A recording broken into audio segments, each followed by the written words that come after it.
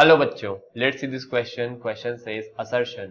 In YDAC, if thin film is introduced in front of upper slit, fringe pattern shifts in downward direction. ऊपर वाली slit के सामने thin film रखा तो fringe का pattern नीचे की तरफ शिफ्ट होता है क्या? नहीं होता. Reason, YDAC independent of slit width, minima will be completely dark. दोनों ही गलत है. ऑप्शंस देखने की जरूरत ही नहीं है, फिर भी आपको पूरा रीजन से बताया जाएगा. ऑप्शंस में क्या दिया हुआ है? पहला की असर्शन रीजन दोनों सही है, रीजन करेक्ट एक्सप्लेनेशन है. सेकंड ये कह रहा है कि दोनों सही है, रीजन करेक्ट एक्सप्लेनेशन नहीं है. थर्ड कह रहा है असर्शन सही, रीजन गलत. फोर्थ कह रहा है असर्शन गलत, रीजन सही है. दोनों ही गलत है. यहाँ पे की concept, Young's double slit experiment. When a thin film is introduced, the whole interference pattern gets shifted in the direction in which thin is introduced. जिस डायरेक्शन में आपने थिन फिल्म को रखा है उस डायरेक्शन में फ्रिंज पैटर्न शिफ्ट हो जाता है. So if a thin film is introduced, a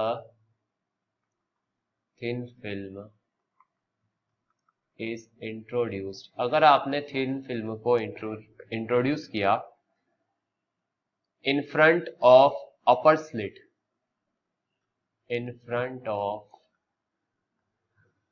upper slit, अगर upper slit के सामने इंट्रोड्यूस किया, the whole interference pattern will shift upwards. The whole interference pattern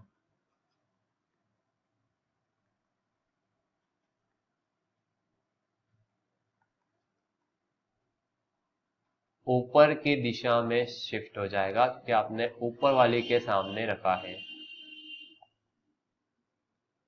assertion गलत है और ये कह रहा है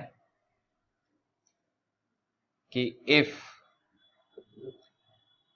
स्लिट विड्स आर डिफरेंट, अगर स्लिट की विड्स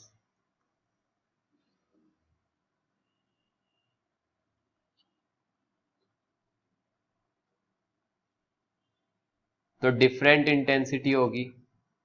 विड्थ डिफरेंस है, डिफरेंट है तो इंटेंसिटी क्या होगी? डिफरेंट होगी दोनों की. और डिफरेंट इंटेंसिटी होगी तो मिनिमा की जो इंटेंसिटी है, इंटेंसिटी मिनिमा की,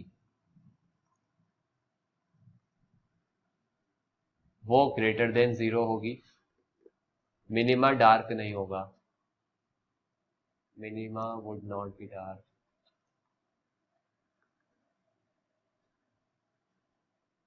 देयरफॉर दोनों ही जो हमें दिया हुआ है ये दोनों गलत है. आंसर आएगा असर्शन भी रॉन्ग है और रीजन भी रॉन्ग है. This is your answer. I hope you understood the solution very well. Best of luck. Thank you.